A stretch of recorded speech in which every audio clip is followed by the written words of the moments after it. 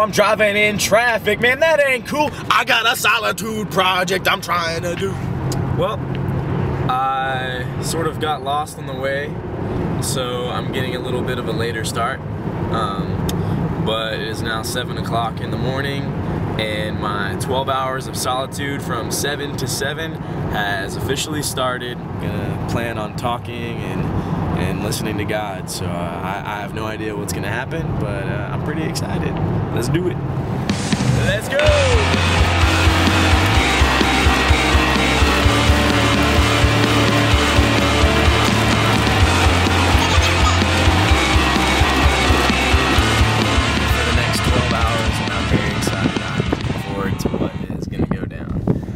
Again, I don't have my laptop, I don't have my cell phone.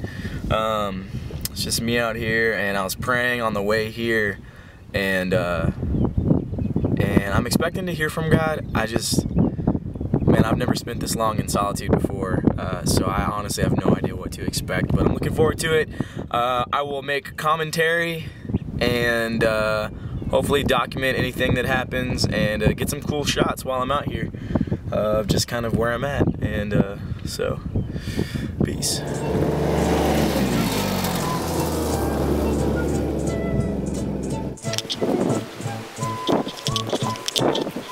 Anyways, it was a little windy where I was, so I switched locations, and now I'm in this beautiful little, kind of a valley looking area, but man, it's been an awesome morning. I'm really enjoying this. I'm about 3 hours in right now, and I'm loving it, man. I'm absolutely, I'm just happy right now. It's crazy. Like, I just have this joy.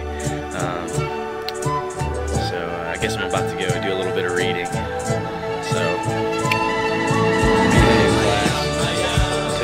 until next time.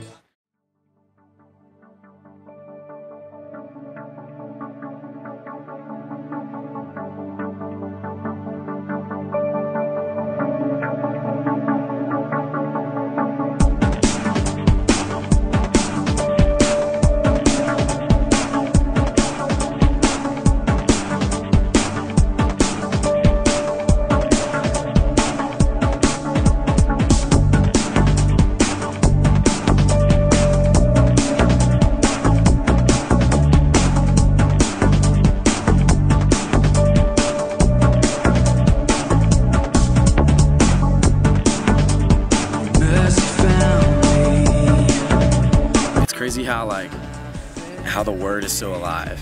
Like, I remember several years ago, or just not several, like literally a couple of years ago, it was so hard for me to read. I read and I tried, man. I really tried to just engage in the text, but I just couldn't. I didn't know who any of these people were. It was so hard just to grasp hold of. But then it's almost like when you stop just like randomly reading, or reading because you're told to, and you start reading for insight, and you start reading because you want to know more, or you want to know what's in there. It's like that word, man, it just comes alive to you. I mean, it's crazy because every time I read, like, I take notes when I read, and I'm blown away. I'm just like, oh my gosh, wow, that's so good. Oh, I gotta write that down. And I'm so blown away by it, but at the same time, like, should I expect anything less? I mean, it's the Word of God, and the Word of God is final, and it wouldn't be in there if I didn't need to read it or I didn't need to hear it. So I was just walking in this field right over here, and I found this bone. It's probably like from a cow, or hopefully not from a human being. But anyways, and I thought about, you know, in the Bible, and I don't mean to preach or give a sermon illustration or something like that, but I don't know, I just started thinking, like, it's crazy because, like, in Ezekiel, it's a story about the dry bones and everything, and God's talking to the prophet, and he's like, hey man, you know, there's this big field of dry bones. Can these bones live? And he's like, hey bro, you know, you're the only one that knows that, God. You know, they can if you say so. And really, all I'm just trying to make, the point I'm trying to make is, like, I don't know, after rereading that, it's ridiculous. Like, I mean, the same God that spoke, like, life onto some freaking, onto a field of bones, you know, he said, he basically spoke it, and tendons grew, and muscles grew, and skin grew. And it's ridiculous to think that this guy that literally spoke muscles and skin onto a patch of bones. How we think that he can't handle some of our stuff sometimes.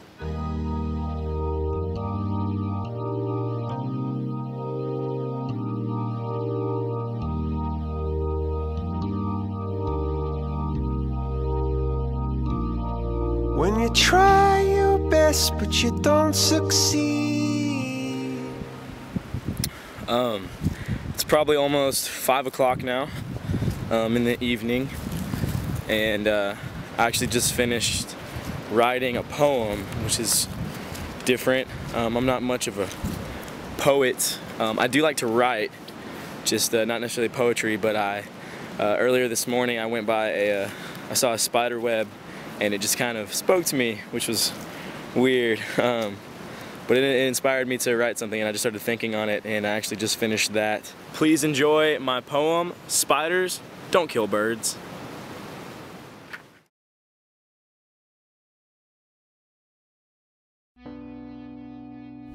Is our church like a spider web?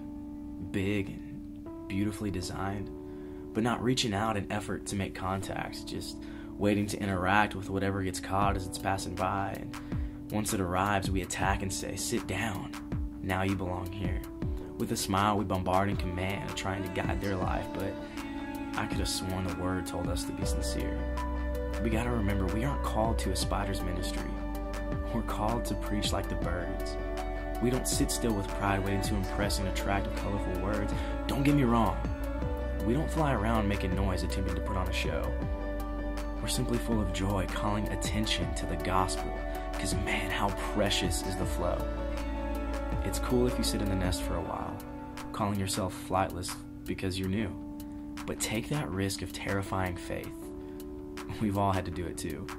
Don't be a spider sitting in the web waiting for revelation to come through. Get out of here and get out there to push, teach, and encourage others who are flightless, just like you. Well, it is close to 7 o'clock, so I am headed home now after my 12 hours of solitude, and it was really cool. There wasn't like some big revelation in my life, or I didn't spend 4 hours on my knees crying or anything dramatic. It was just this time it was really just satisfying, because I got to get away for a while from my schedule, from working, from this, from that, and doing something like that really kind of puts even more so like into perspective why Jesus did it, and why he took time away in solitude, and so you can really understand and relate more, or at least I can. So anyways, before I get into a wreck, I'm gonna conclude this video, and I really appreciate you, Dr. Hayes. You're awesome. I had a great time doing this project, and I hope I pass. That was lame. I'm tired. Anyways, I'm gonna go now. And the last and final